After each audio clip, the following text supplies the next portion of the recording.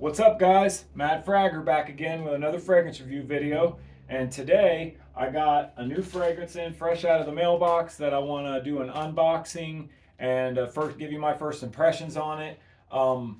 This one here is from the House of Armaf, and it is Odyssey Homme EDP. And now, when I first heard about this fragrance, I was given the impression that it was a clone of Dior Homme Parfum. I said, okay, that's great. Dior Homme Parfum is a great fragrance. Would love to have a clone of that. Then I looked into it a little further, and I realized that there was some other opinions that this is Dior Homme Intense, a clone of Dior Homme Intense.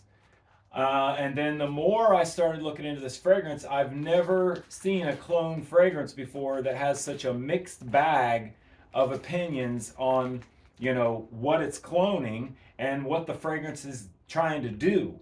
Now, there's a lot of clone fragrances that I've purchased that I had a pretty solid idea going in of what the fragrance was that it's cloning, and then kind of you go forward from there, like how close is it, what's the performance like, and all that kind of stuff. But this one here in particular, I've seen such a mixed bag of different opinions, and I know fragrance is really subjective, we all know that. A lot of people are going to have varying opinions, different opinions on a fragrance, from one person to the next.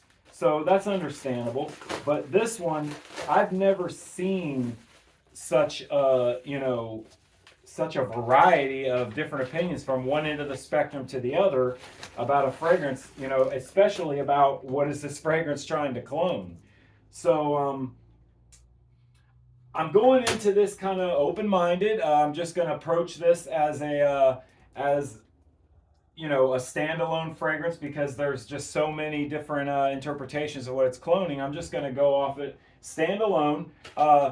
Just real quick, I'll give you the notes in the fragrance. You got vanilla and amber in the top.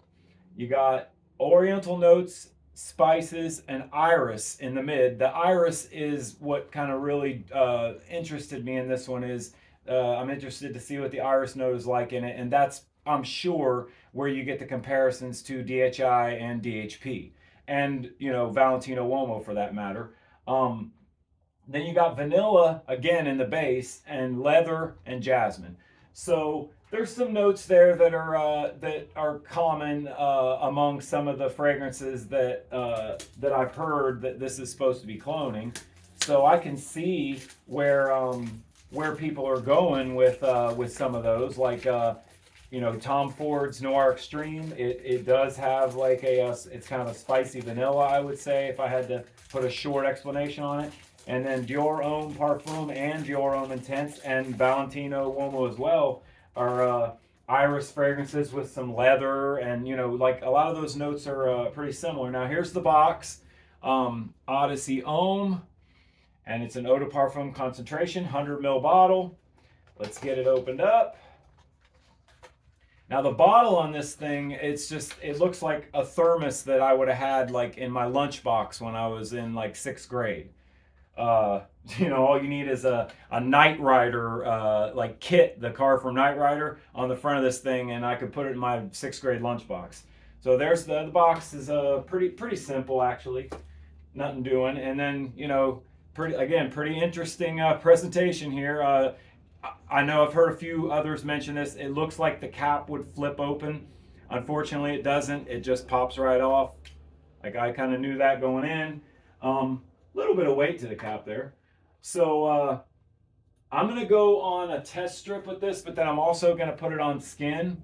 And I'm trying to clear my mind a little bit because I know already kind of what to expect.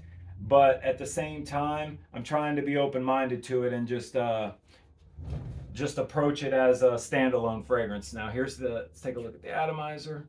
Well, that sprayed off real quick. Usually it primes a little more than that. Good atomizer, real nice atomizer. Interesting.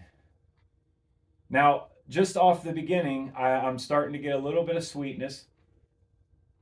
There's definitely some vanilla. I definitely am getting some sweet vanilla. But I'm not really picking up Now you're starting to get. I am getting that iris. I do get the iris.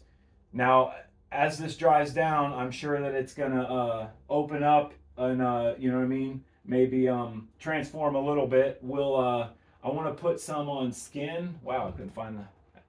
Put some on skin here. Put a good few sprays on skin, and we'll see what it's gonna be like on skin. You can't always really get a good idea off the paper. Okay, on skin, this has a definite like a cola vibe to it.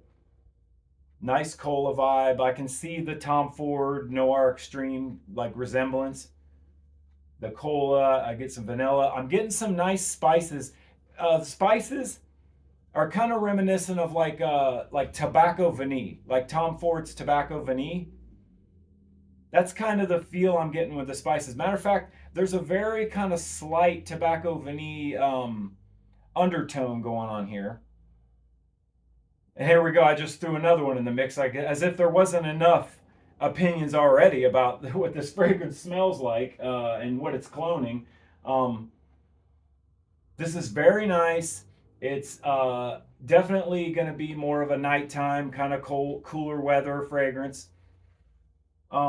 As it dries down, it does deepen a little. It does get a little more rich. It darkens down just a little. I wouldn't say it opens fresh necessarily, but it does have a little bit of kind of brightness in the opening, like that. But it's got that effervescent kind of cola feel to it, and I do get the iris. It's not real pronounced. The iris in this, unfortunately, the iris is not like a lipstick bag kind of iris, you know, which I really like that in a like in Dior Homme Parfum, Dior Homme Intense. You get that kind of like a lipstick bag iris.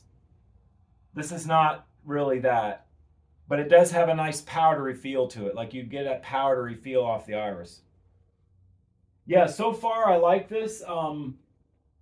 I I don't.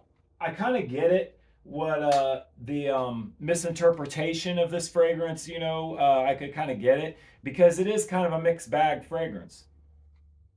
Can't really put your finger on one thing or the other as far as like, oh, it's leaning more towards, say, Tom Ford or leaning more towards, you know, in a Valentino. Like, it's got a few things that remind you of a few different things, and therefore I'm going to say, just based on standalone as it smells like it's going to have some decent performance to it. Just I'll come back with a full review later, you know, standalone review of this fragrance, where I'll let you guys know a little better after I test it out and wear it a few times, what the longevity's like and how it projects. But seems like it's going to project pretty decent. You know, it's not like a monster or anything, but don't seem too bad. First impression, I like it. I really like it. I can't give you guys an opinion right now. Uh, can't really give an opinion on what I think it's cloning or what I think it's closest to at this point.